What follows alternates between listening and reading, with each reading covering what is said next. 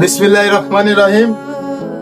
সম্মানিত খামারি ভাইয়েরা, আপনারা যারা পোল্ট্রি পালন করতেছেন এবং দেশি মুরগি, তো ঠিক মতো ভ্যাকসিন করবেন এবং সবসময় পরিষ্কার পরিচ্ছন্ন রাখার চেষ্টা করবেন। আমাদের যে পোল্ট্রি মুরগির বাচ্চাগুলো দেখতেছেন, মাশাআল্লাহ, এর বয়স হচ্ছিল আপনার আজকে 11 দিন হয়েছে, বুঝছেন?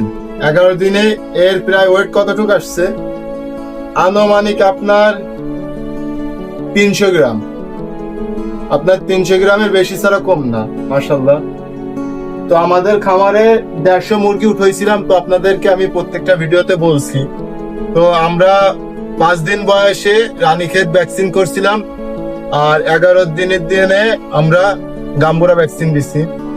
তো আল্লাহ পাকের রহমতে আমাদের একটা মুরগির বাচ্চাও মাইনাস হয় নাই। আল্লাহর কাছে লাখো কোটি শুকরিয়া আদায় করি। 150 মুরগি উঠাইছিলাম, এখনো 150 মুরগি পরিপূর্ণভাবে সুস্থ আছেন। তো যাই হোক, সবাই আমাদের জন্য দোয়া করবেন। আর আমরা যখন এই পোল্ট্রি মুরগি গুলো সেল দিব, অবশ্যই আপনাদেরকে নেটে জানাবো।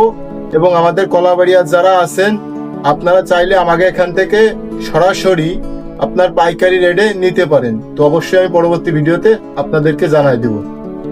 তো সবাইকে ধন্যবাদ। আসসালামু আলাইকুম রহমতুল্লাহি ওয়া বারাকাতুহু।